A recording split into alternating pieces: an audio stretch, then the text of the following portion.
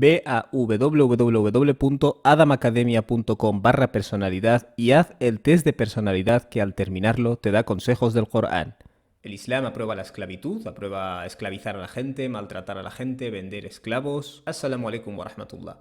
Hago este vídeo porque recibo en ocasiones una pregunta acerca de qué dice el Islam sobre la esclavitud, ¿no? Así que lo que quiero hacer en este vídeo es sencillamente mostrar qué es la esclavitud, qué era la esclavitud antes del Islam y qué reformas, digamos, hizo el Islam y dónde queda el asunto.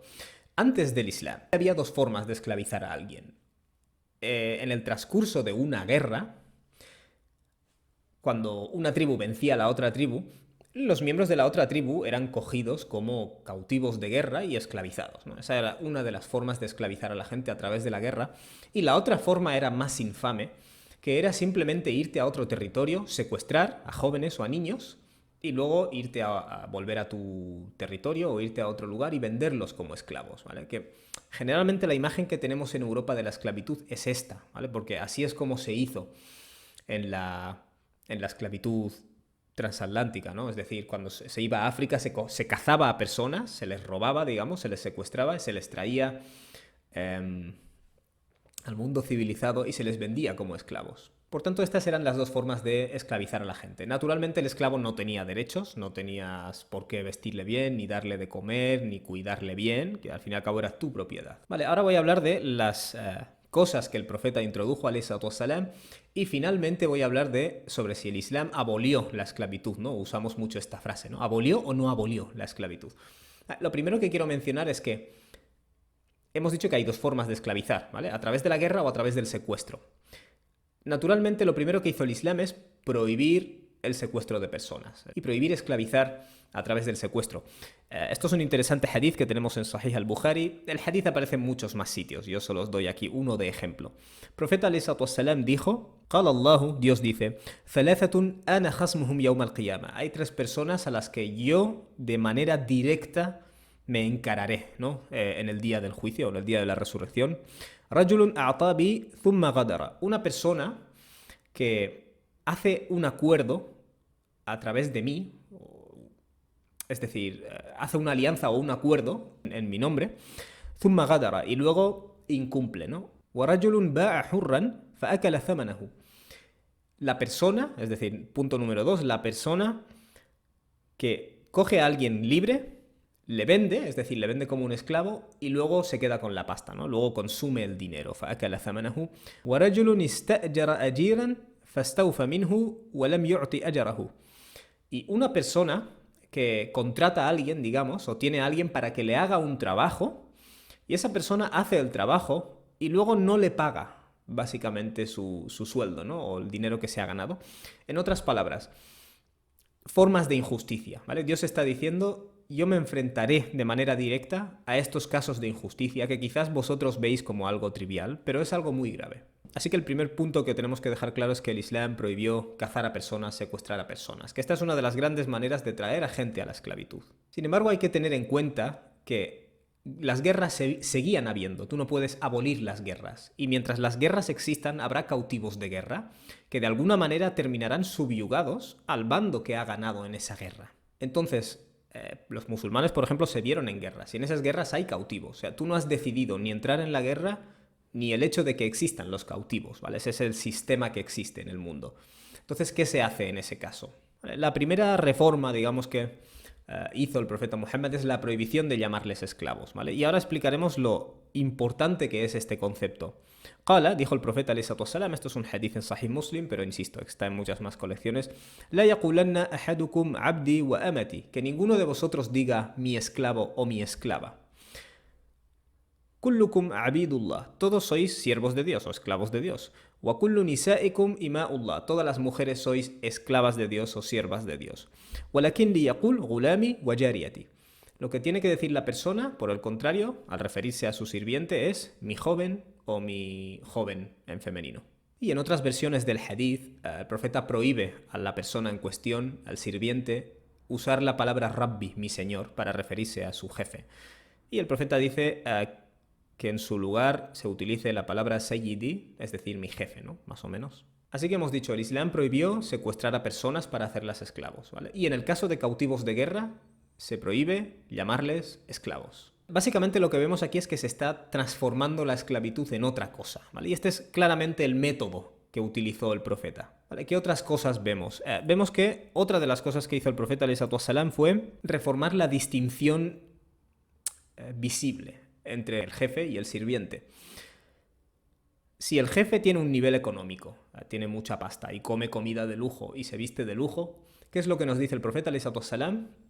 A tu sirviente le tienes que dar la ropa de la misma calidad y la vestimenta de la misma calidad, ¿vale? Tenéis que entender que esto lo que implica es que la esclavitud, lo que era esclavitud, deja de existir, ¿vale? Y se transforma el concepto a un concepto más similar al de un sirviente o al de un mayordomo. En palabras del profeta, Ikhwanukum khawalukum ja'alahumullahu tahta aydikum. Son vuestros hermanos y hermanas que Dios ha... Es decir, vuestros sirvientes son vuestros hermanos y hermanas que Dios ha puesto bajo vuestra responsabilidad. فَمَنْ كَانَ أَخُوهُ تَحْتَ يَدِهِ, aquel que tenga a su hermano bajo su responsabilidad, فَلْيُطْعِمْهُ مِمَّا يَأْكُلْ, que le dé de comer con lo mismo que él come. وَلْيُلْبِسْهُ مِمَّا يَلْبَسْ, y que le vista de la misma manera que él se viste, o que le vista con lo mismo que él se viste. وَلَا يُكَلِّفُهُمْ مَا يَغْلِبُهُمْ, y que no le dé ningún trabajo que sea pesado de hacer para el otro. فَإِنْ كَلَّفْتُمُوهُمْ فَأَعِينُوهُمْ, y si le da un trabajo de esta magnitud, tiene el deber de ayudarle. ¿Vale? En otras palabras, si yo tengo un sirviente, no le puedo llamar esclavo, tengo que darle de comer con la misma comida que yo como, tengo que vestirle de la misma manera que yo me visto, y no tengo que darle ningún trabajo pesado, básicamente. Me tiene que hacer tareas que no sean duras. Y si le doy alguna tarea dura, es mi obligación hacerla con él, es decir, mancharme las manos. Así que se ordena darle a tu sirviente el mismo nivel de vida que tú tienes. Y finalmente vamos a hablar del trato, ¿no?, al sirviente. Tenemos aquí un interesante incidente. También está escogido de Sahih Muslim, pero está en más colecciones, ¿vale? Yo os cojo aquí una narración ilustrativa. En esta ocasión el profeta vio a uno de sus compañeros que tenía un sirviente, que era Abu Mas'ud, que estaba golpeando a su sirviente, ¿no?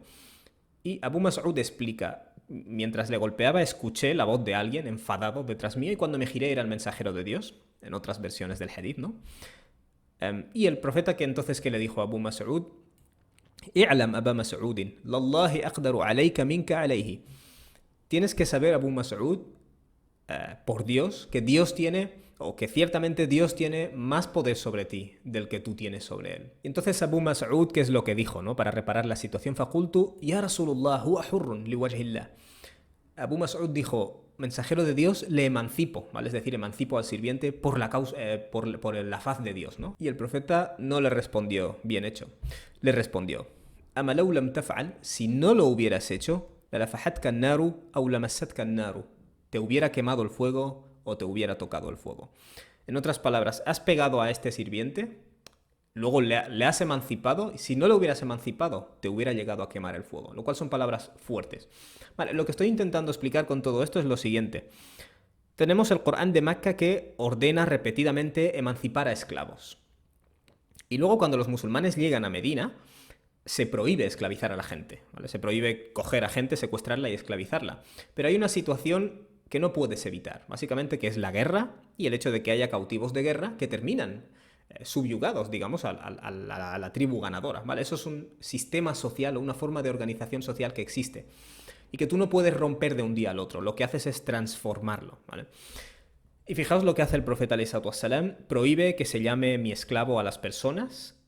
Luego se ordena que a esas personas que están bajo tu responsabilidad, o sea, el profeta dice, son tus hermanos que están bajo tu responsabilidad y tu deber es darles el mismo estilo de vida que tú tienes, ¿vale? Es decir, que coman lo mismo que tú y que se vistan lo mismo que tú.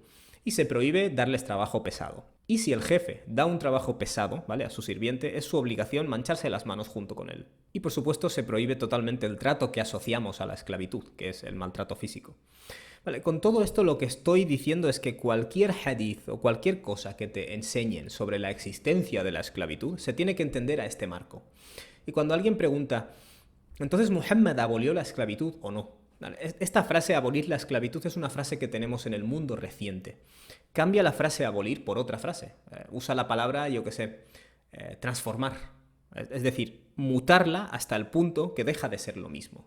¿Vale? Por eso Digo que es una cuestión donde el engaño es fácil, porque el profeta no eliminó la institución de un día al otro, cosa que probablemente no hubiera podido hacer. Lo que hizo fue transformarla de manera que deje de ser lo que era antes.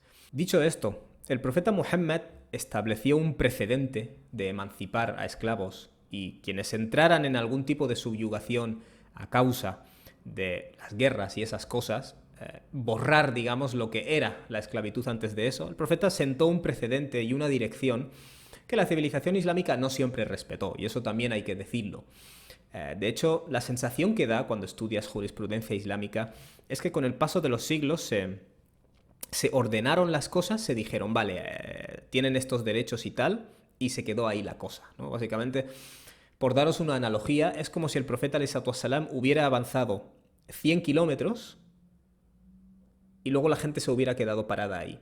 O sea, no hubieran dicho, vale, el itinerario que el profeta marcó, vamos a empujarlo hasta más adelante. Espero que este vídeo haya servido para aclarar algunas dudas y siempre tened en cuenta esto, ¿vale? Cosas como la guerra, como la esclavitud, tienen un marco en el Islam.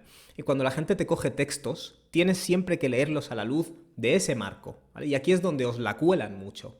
Muy bien, si Dios quiere, en el siguiente vídeo vamos a hablar de concubinas, ¿no? Y esclavas sexuales. Supuestamente eso también existe en el Islam, ¿no? Bueno, barakallahu fikum, espero que hayáis encontrado beneficio. Wassalamu alaikum wa rahmatullahi wa barakatuh. Ve a www.adamacademia.com/personalidad y haz el test de personalidad que al terminarlo te da consejos del Corán.